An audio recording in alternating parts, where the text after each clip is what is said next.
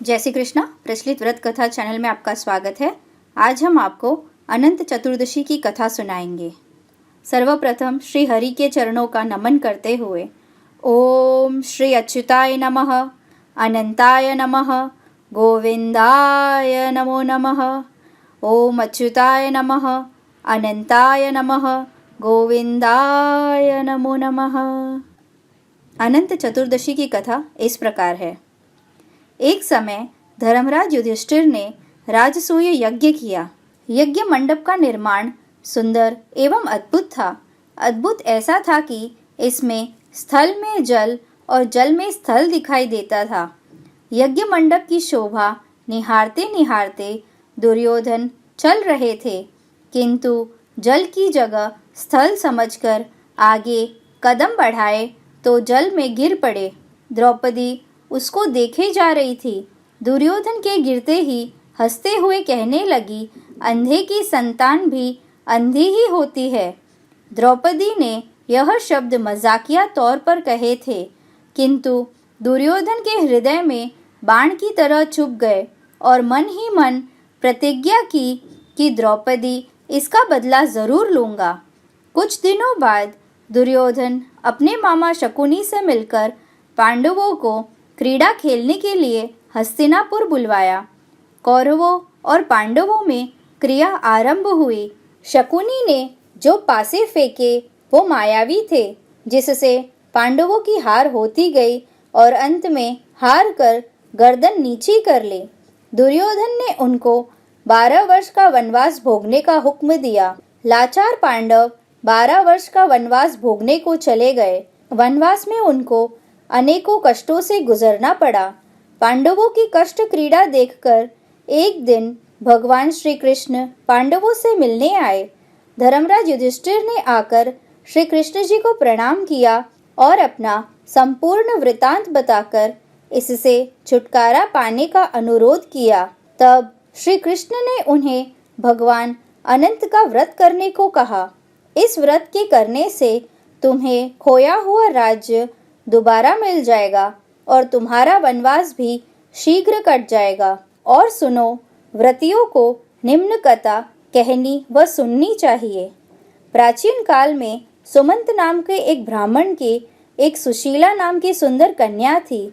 बड़ी होने पर ब्राह्मण ने सुशीला का विवाह कौंडल्य ऋषि के साथ कर दिया।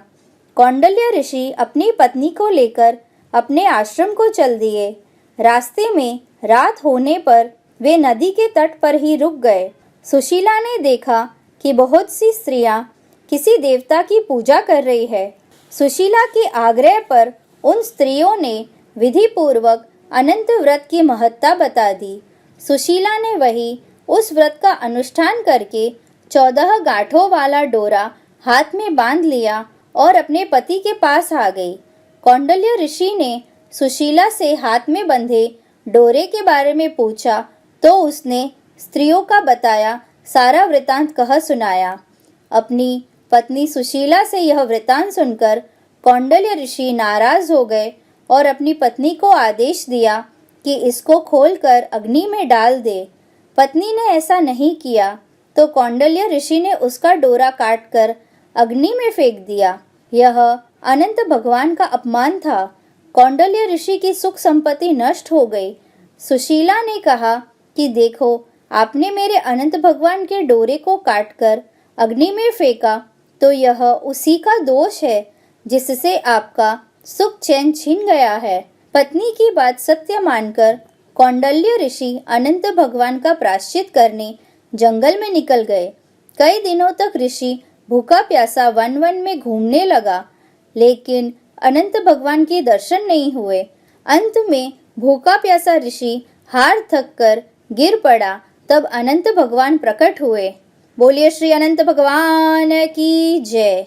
श्री भगवान बोले, हे वत्स उठो, मेरे अपमान के कारण ही तुम्हें आज यह दिन देखना पड़ रहा है, लेकिन मैं तेरी भक्ति से प्रसन्न हूँ।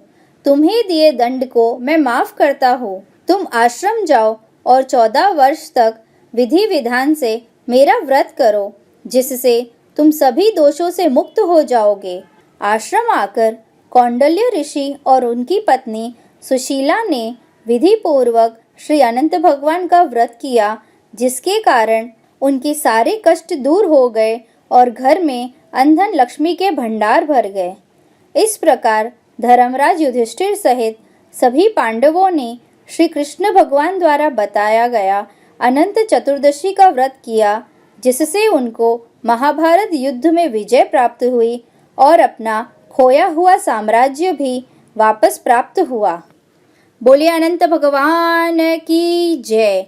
श्री हरि नारायण की जय। भक्त वत्सल भगवान श्री कृष्ण की जय।